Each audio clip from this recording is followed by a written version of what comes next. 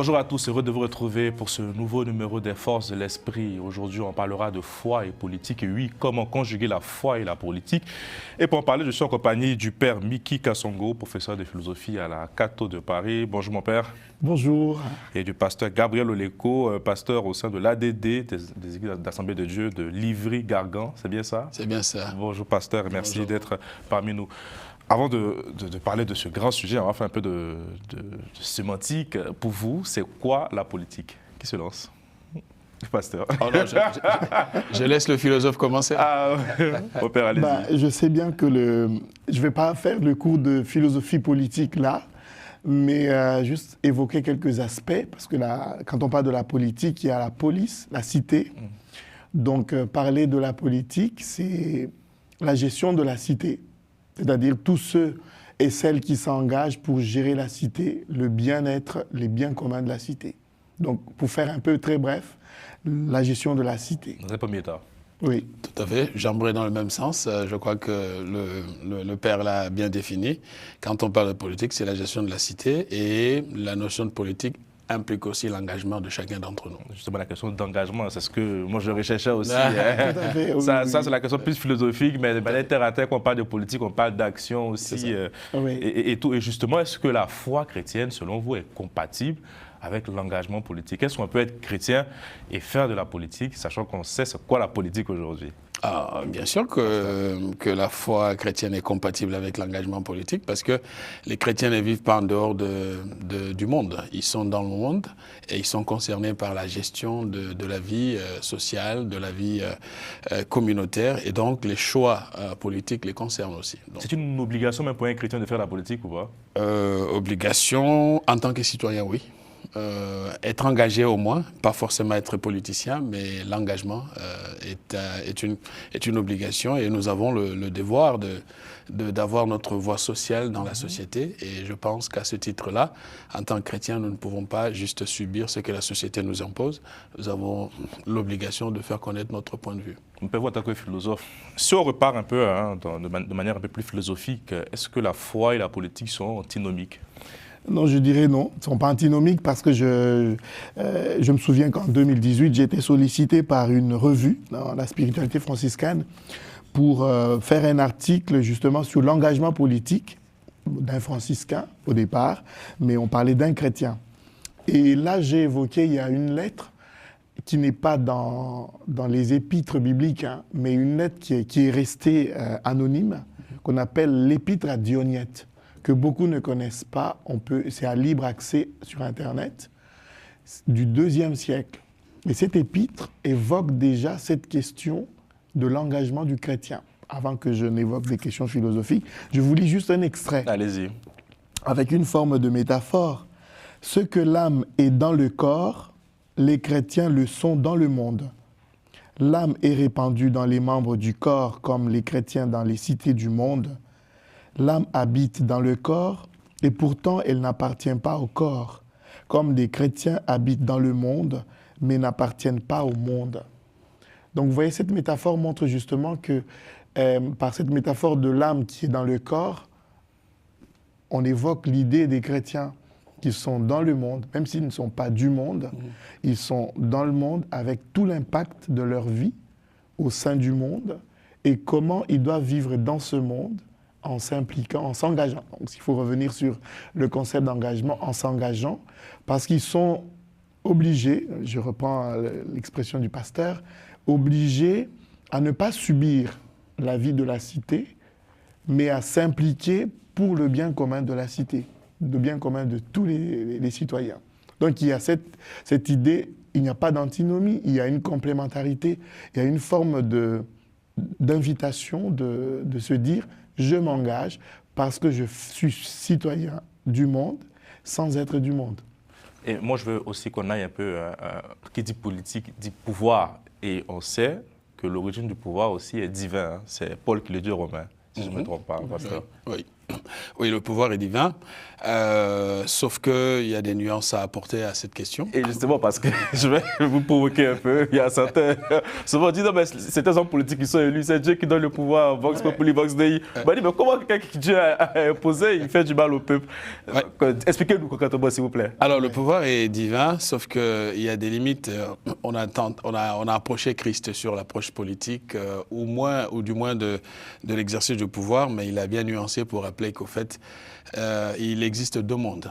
Il y a un monde, l'ordre actuel, qui est gouverné par le prince de ce monde, avec toute la logique qui anime la vie dans cette génération. Et puis il parle d'un autre monde, et toute la tension avec Pilate, c'était à ce sujet-là, il lui faisait comprendre que mon royaume n'est pas de ce monde.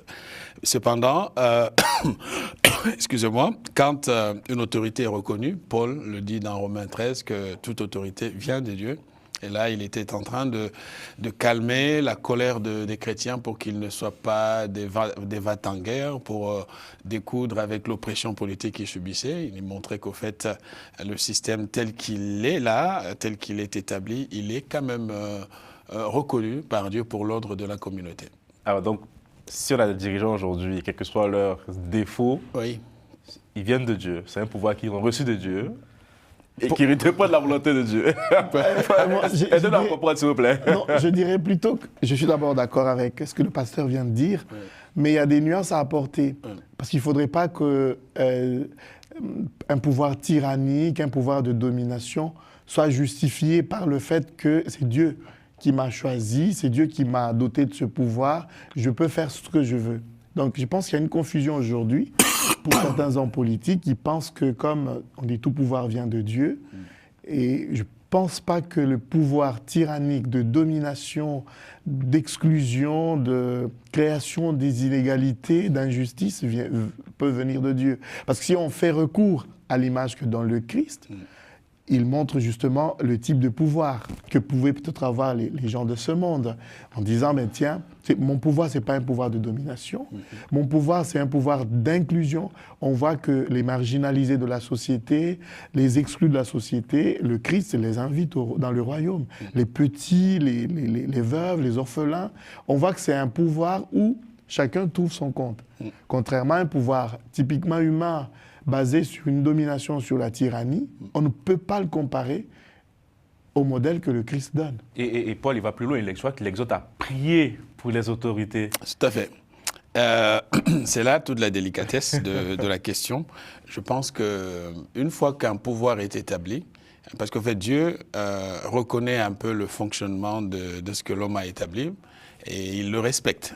Quand Paul demande à Timothée de... C'est fort quand même d'entendre ça, hein. Dieu respecte l'autorité établie par les hommes. Voilà. Quand Paul demande à Timothée de prier pour tous ceux qui sont élevés en dignité, il savait de quoi il parlait, d'un oppresseur romain qui exerçait sa domination sur l'ensemble de l'Empire à l'époque, et notamment pour parler des églises d'Éphèse, où Paul était, la situation n'était pas facile. Mais il exhorte il nous faut prier. Je pense que quand je reviens à la notion de l'engagement, c'est que certes, il y a cette existence d'un pouvoir tyrannique, mais quelle est la réponse de l'Église? Donc c'est peut-être pas à ce niveau-là, on en parlera tout à l'heure, mais ça rappelle quand même que la tyrannie ne quittera pas ce monde. J'avais du mal, moi, au début, à accepter ce texte de Paul, mais avec le temps, on dirait. avec le temps, je finis par me dire que il y a un maître qui gère l'horloge du monde, il connaît ce qui se passe, et donc du moment où le texte dit que tout pouvoir vient des dieux, même si ça ne me satisfait pas, mais je me limite à... Moi, j'ai entendu dans des débats que souvent c'est fait exprès, Dieu met ces personnes-là parce que les chrétiens ne sont pas assez humbles. Aussi, bon, je ne sais pas si... Non, mais moi, je pense qu'il faut aller plus loin dans la réflexion. Dire que Dieu met ces gens-là, je pense que c'est un peu osé pour ceux qui pensent comme ça. Oui, hein? Parce que quand on voit bien comment se font les élections, comment se font le choix des dirigeants, on ne va pas dire quand même que Dieu met ces gens-là. Donc, vous voyez un peu la nuance qu'il faut. En tout cas, il entérine. Mais il est tout puissant. Oui. Comment il peut adouber... Est-ce que vraiment, est-ce qu'il entérine ou pas? Ou bien il y a une forme de... Laissez passer. Non, mais c'est très compliqué de dire qu'il entérine, mais soyons dans la logique des faits. on voit bien comment certains pouvoirs sont donnés. Justement, d'autres même saluent les coups d'État et tout. Donc Alors c'est ça, c'est tout c'est pour ça que... Pour moi, je serais plutôt réservé de dire que Dieu intervient ou Dieu entérine. Où est la part des hommes, la liberté des hommes, de pouvoir se passer même de Dieu. Dans la question de l'engagement. Voilà, se passer de Dieu, de se doter des dirigeants que veulent avoir et non pas ce que Dieu veut leur donner.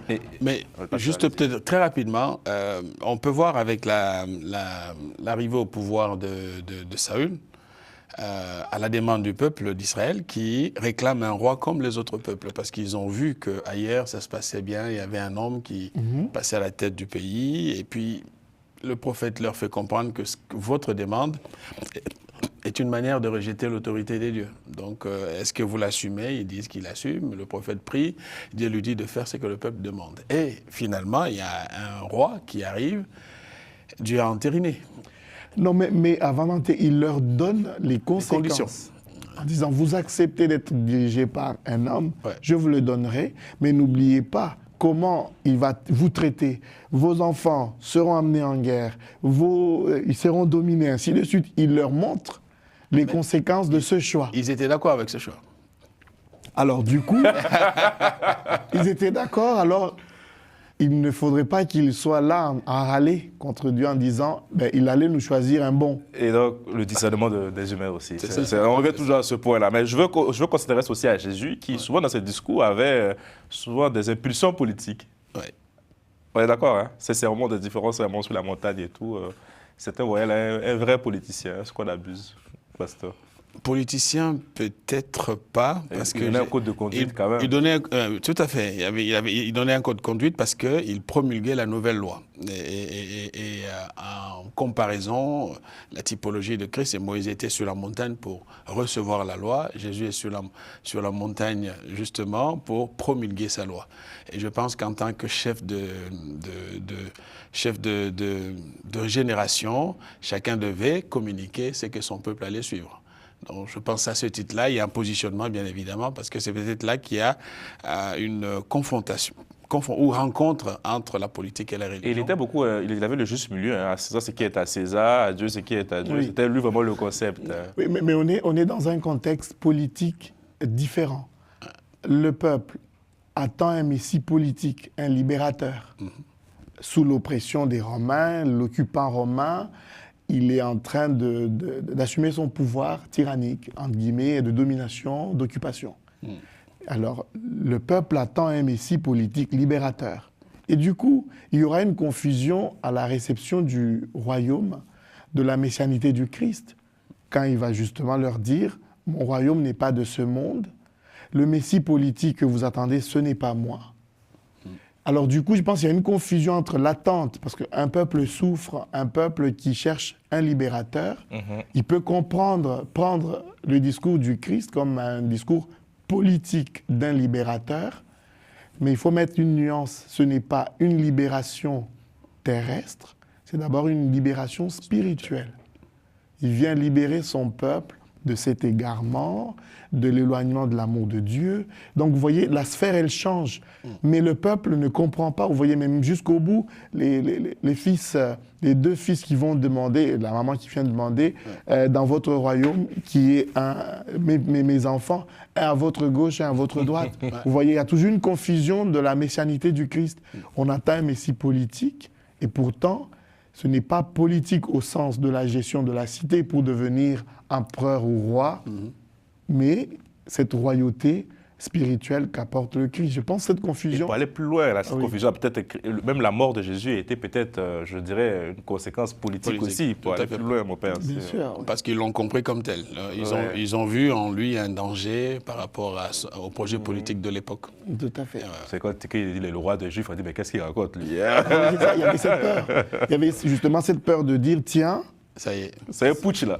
Voilà, il va venir, il va me remplacer. On va encore plus loin. Toute la question d'Hérode, la jalousie d'Hérode. Oui, justement, c'est pour ça. Il dit, écoutez, si vous allez le rencontrer, ce bébé qui est né et tout, venez me dire. moi aussi j'irai. J'irai lui offrir des sacs. Mais ce n'était pas pour aller offrir, dire hommage à ce bébé qui vient de naître. C'était une autre mission. Vous voyez, c'est toujours la peur de confusion de la messianité du Christ qui vient apporter. Je vais être un peu taquin. Ça, dans l'époque du Christ, et qu'on suit un peu les discours et tout, Jésus était quoi? Plus libéral, progressiste ou conservateur dans ses discours? J'ose la question. Vous qui avez étudié la Bible quand même. En tout cas, on ne peut pas... Le classique. Non, Tout le monde pas se ça. retrouve. Je pense que ces qualificatifs ne conviennent pas à l'approche visionnaire du Christ, et surtout pas libéral, parce qu'il rappelait les valeurs éthiques qui disparaissaient de la société de l'époque. Conservateur... Non, libérateur. J'inventerai un autre mot, il est libérateur. Libérateur. C'est pas mal. C'est ça. Bon, je pense que cette comparaison, elle fausserait la compréhension qu'on peut avoir du Christ. C'est ça. Dans son contexte, vous voyez, vous faites une forme de... Voilà. Je le dis parce que, regardez, dans le débat politique aujourd'hui, il y a certains qui ont applaudi deux bras, deux pieds l'élection de Donald Trump, comme Andrew le libérateur et tout. Pourtant, Donald Trump se revendique un peu du Christ. On connaît ses positions assez conservatrices. Donc, est-ce qu'aujourd'hui, le fait d'être de droite, je vais clarifier les choses, nous rapproche forcément à la christianité? C'était ça vraiment la question aussi derrière. Alors, moi, je vais répondre en premier, le philosophe finira après. Je pense que, en fait, il faut comprendre d'où vient cette approche conservatrice prononcée du côté américain. C'est parce qu'au fait, le libéralisme nous a amené trop loin. Je suis d'avis, moi, personnellement, je crois que, parce que j'ai parlé d'engagement au début, soit on se limite à notre niveau de constater ce que la société devient, ou soit on se dit, tant qu'on est vivant et qu'on appartient à cette société, nous avons notre droit, parce qu'en tant que chrétien, on a le droit d'être militant, on a le droit d'être engagé. Et du côté américain, c'est vraiment une réponse qui ne date pas du temps de Donald Trump. On sait qu'avant lui, il y a tout ce clan fondamentaliste américain qui plaide à un retour des valeurs chrétiennes, parce que la Bible a disparu des écoles, parce qu'il y a des problèmes, des graves problèmes éthiques. Donc, la meilleure façon d'avoir droit au chapitre, c'est d'occuper la sphère d'influence qui décide de l'avenir de la société, qui est au fait la politique. Donc, à partir de là, je crois que c'est une démarche honnête. Je ne suis pas ici en train de créer une révolution quelconque, mais je me dis, soit on prie et on prie, soit on se dit, nous pouvons changer les choses, auquel cas, il faut qu'il y ait une prise de position claire. Mon père. Voilà, bon, moi je prendrai un peu beaucoup de recul par rapport à ce que le pasteur vient de dire, tout en conservant aussi l'idée que le contexte américain il est tout à fait particulier. Qui n'est pas isolé. Non, on le voit se répandre en Occident. Oui. Je dirais l'extrême droite, même en Europe. Qui a des relents conservateurs, les valeurs catholiques, chrétiennes. En Afrique, pareil, on a des présidents qui se revendiquent, qui consacrent des nations du pays auquel nous sommes tous les deux originaires. Je crois que c'est une réponse au libéralisme. Et je crois, de mon point de vue, ces chrétiens ont le droit de... Au libéralisme, c'est pas de l'opportunisme en Afrique. Et ça, c'est la transition, c'est tout. les relations entre les églises et le pouvoir politique. Oui, peut-être avant de revenir sur la question. Rapidement. Oui, c'est ça, très rapidement. Moi, je dirais, je prends beaucoup de recul. Pourquoi? Parce que au départ, on est dans un contexte, vous voyez même la lettre à Dionyde que je viens de lire, elle est dans un contexte typiquement chrétien. Ouais. On voit tout au début que c'est le monde typiquement chrétien qui se répand. Et avec de recul, je me dis, dans un monde très distant par rapport à la sphère chrétienne, comment repenser ce positionnement du chrétien dans un monde qui est maintenant pluricéphale. On n'a plus une seule tête qui est le Christ. Il y a plusieurs modèles qui sont proposés dans la politique. Comment avoir sa position justement à défendre l'engagement de chrétiens, mais tout en regardant autour de soi avec un autre regard. Voilà, c'est pourquoi je me disais, je me mets un peu Et peut-être pour éclairer les auditeurs, c'est peut-être là qu'il y a la ligne des démarcations entre l'approche protestante et catholique de la question. Parce que du côté protestant, nous croyons à l'engagement et nous nous engageons, c'est un peu le modèle anglo-saxon, côté catholique, moi, modèle européen. Un modèle européen. Cet engagement est un peu révisé. Et donc, c'est pour cela qu'en fait, c'est pour que nos auditeurs nous comprennent. Bien sûr. Non, mais, donc, on a vu la différence nette qui existe sur ce sujet. Ouais. Mais je pense qu'en Afrique, que ce soit chez les catholiques comme chez les évangéliques, les églises ont un vrai pouvoir. Hein. On est d'accord. Dans certains pays. Au RD Congo. Un peu partout. RD Congo, même ici, l'église catholique a un pouvoir. Oui, mais bon. Elle est consultée. Consultée, mais bon, pas tout le temps entendu peut-être. Mais pas suivi. Mais pourtant, je pense que dans certains pays... Mais sa voix porte. Il y a un vrai pouvoir de nuisance, si je peux te dire comme ça. moi j'aimerais peut-être recadrer un peu. Quand on parle de l'engagement politique, il ne faut pas qu'on limite ça au niveau du parti politique, non. Au niveau du vote, droit de vote. Moi, je mets beaucoup l'accent sur le bien commun. Vous voyez, quand je parle du bien commun, je parle de tout cet engagement par rapport aux injustices, aux exclusions, par rapport à la question de liberté, par rapport à la question de santé. Vous voyez, il y a beaucoup d'aspects qu'on ne met pas en valeur quand on voit seulement... Il faut s'engager. Je vois le cas de l'Afrique. Quand on s'engage en politique, c'est...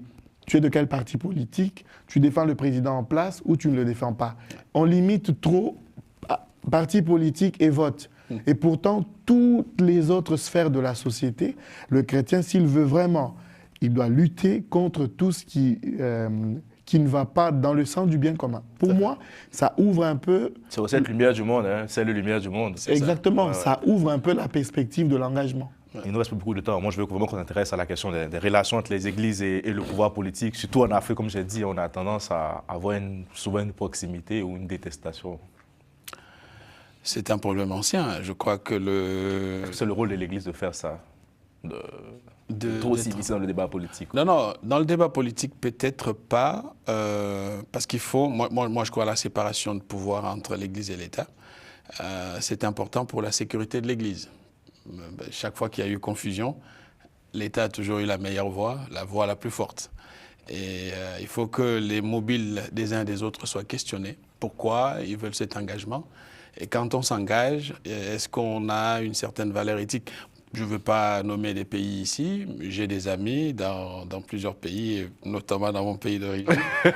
Et je peux voir toute cette prostitution que pratiquent les religieux parce qu'ils sont devant les autorités politiques. Vous savez, le pouvoir corrompt, hein, l'argent. J'ai vu des pasteurs partir en décor complètement parce que ils ont eu accès au pouvoir, ils peuvent parler au président, ils peuvent... Ils souvent fausser leur prédication, pas forcément des pasteurs. Je dis, il y a aussi dans les églises... Mais bien sûr.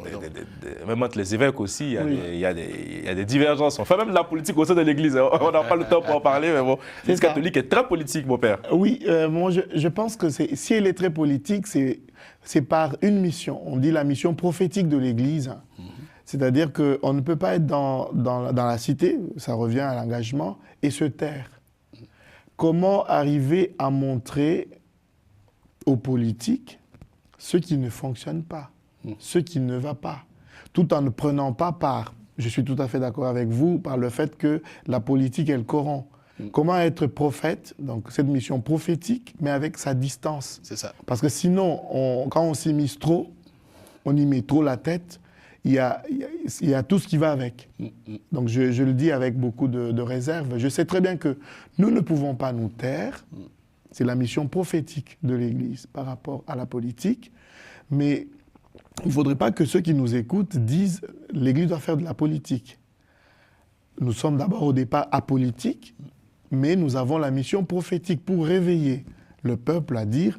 Vous voyez par exemple au temps des votes, combien viennent arnaquer, excusez-moi le terme, les électeurs pour leur dire « je ferai ceci si vous votez », ainsi de suite. L'éveilleur prophétique doit dire « non, ne suivez pas un discours qui vous endort. Choisissez des personnes qui vont prendre soin de vous ». Je pense que c'est ça la mission prophétique. Mais je sais tout à fait qu'il y en a qui disent « bon, l'Église exagère, elle est trop dans la politique ». Il ne faut pas peut-être mêler l'engagement d'un par rapport à voilà. Parce que souvent, si l'Église fâche nos positions, hein, l'évêque, le pasteur qui fâche nos positions, on n'est pas d'accord avec ce qu'il dit parce que je soutiens le président. Et souvent, l'Église va contre ce que le président dit. Donc, il y a Ah oui, si peut aller contre ce que le président dit, si ça ne prend pas en compte le bien du peuple. Parce qu'il ne faut pas se taire si, admettons, c'est un discours qui divise le peuple. Il faudrait qu'on le lui dise. Ce discours, il divise le peuple. Ce discours risque de créer la guerre civile. Il ne faut pas accepter, parce que c'est le président, il faut paniquer. Mais c'est ça la mission prophétique. Que fait le prophète?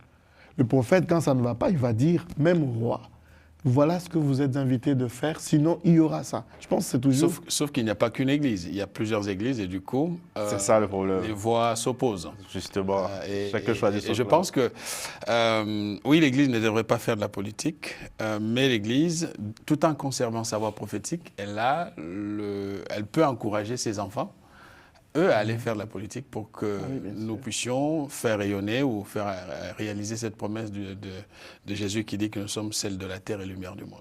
Comment conjuguer la foi et la politique? On vous laisse continuer le débat chez vous à la maison. Merci mon père, merci pasteur, merci d'être passé dans les forces de l'esprit. Merci à Romain Clicquot de Mec à la réalisation. Portez-vous bien et à dimanche prochain.